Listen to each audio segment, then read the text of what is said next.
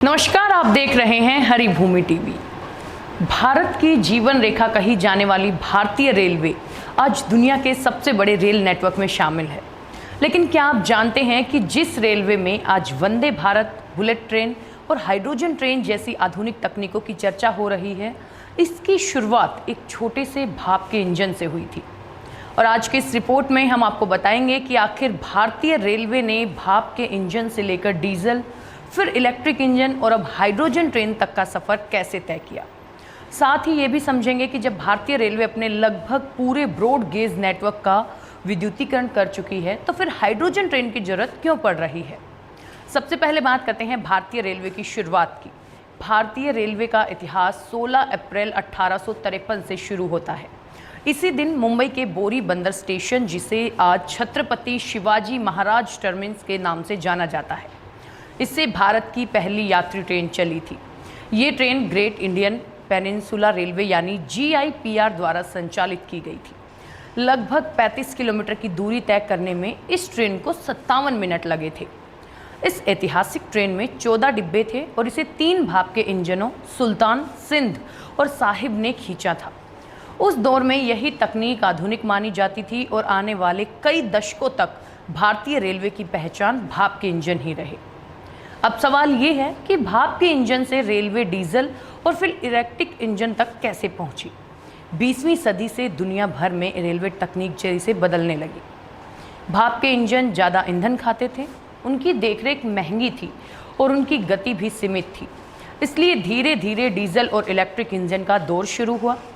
भारत में पहली electric train वर्ष 1925 में मुंबई के विक्टोरिया टर्मिनस से कुर्ला के बीच चली। इसके बाद 1950 के दशक के आखिरी में भारतीय रेलवे ने अमेरिका की ALCO कंपनी से अपने पहले डीजल इंजन मंगाए और देश में डीजल युग की शुरुआत हुई। साल 1961 में वाराणसी में डीजल लोकोमोटिव वर्क्स यानी DLW की स्थापना हुई। इसके बाद देश में बड़े पैमाने पर डीजल इंजनों का निर्माण शुरू हुआ और रेलवे तेजी से भाप के इंजनों से डीजल इंजनों की ओर बढ़ने लगा।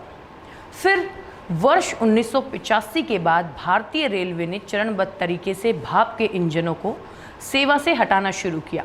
उनकी जगह डीजल और इलेक्ट्रिक इंजन आने लगे, क्योंकि ये ज़्यादा तेज, ज़्यादा भरोसेमंद और कम खर्चीले थे। अब बात करते हैं उस बदलाव की जिसने भारतीय रेलवे की तस्वीर ही बदल दी।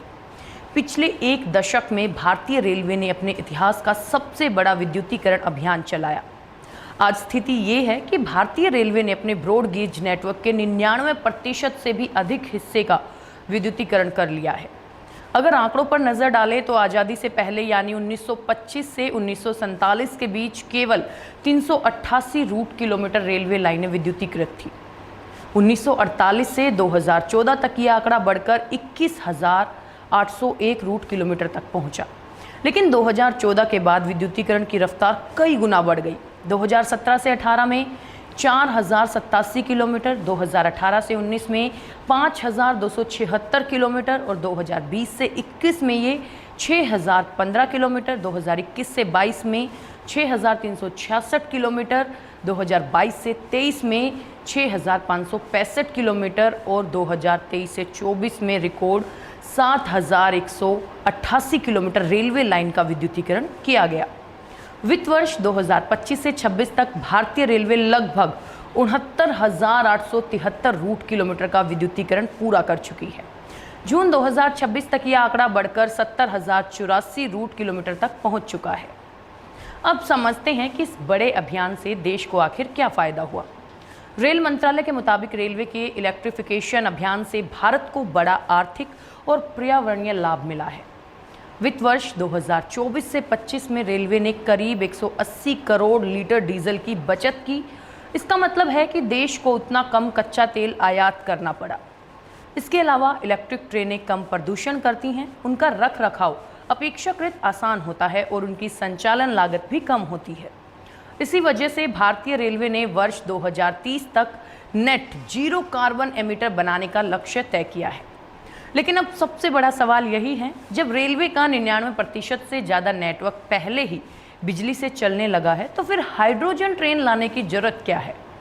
तो आइए इसका जवाब भी समझते हैं। साल 2023 में रेल मंत्रालय ने हाइड्रोजन फॉर हेरिटेज नाम से एक नई पहल शुरू की। इस योजना के तहत उन हेरिटेज और कम ट्रैफिक वाले रेल मार्गों पर हाइड्रोजन ट्रेन चलाने की योजना बनाई गई, जहां पूरी तरह इलेक्ट्रिफिकेशन करना आर्थिक रूप से बहुत महंगा पड़ सकता है। पायलट प्रोजेक्ट के तहत एक मौजूदा डीजल इलेक्ट्रिक मल्टीपल यूनिट यानी डेमो ट्रेन को हाइड्रोजन फ्यूल सेल से चलाने के लिए तैयार किया जा रहा है।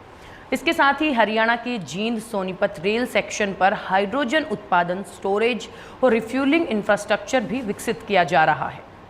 अब एक और सवाल उठता है कि क्या भविष्य में हाइड्रोजन ट्रेनें इलेक्ट्रिकल ट्रेनों की जगह ले लेंगी?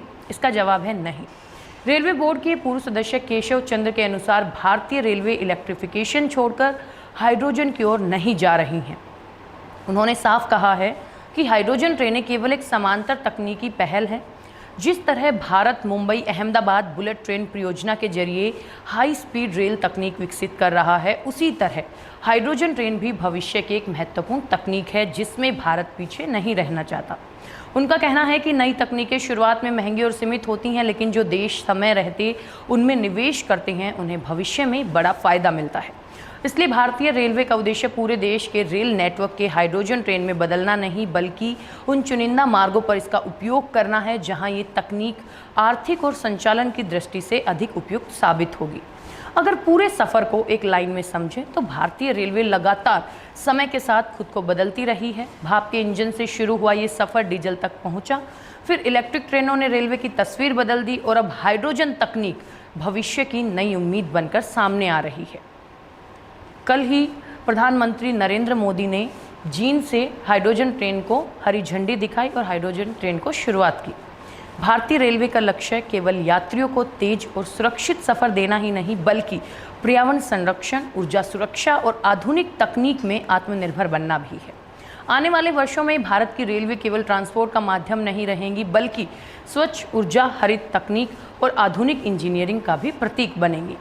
तो आपको ये भारतीय रेलवे की विकास की ये पूरी कहानी कैसी लगी? अपनी राय हमें कमेंट बॉक्स में ज़रूर बताएं।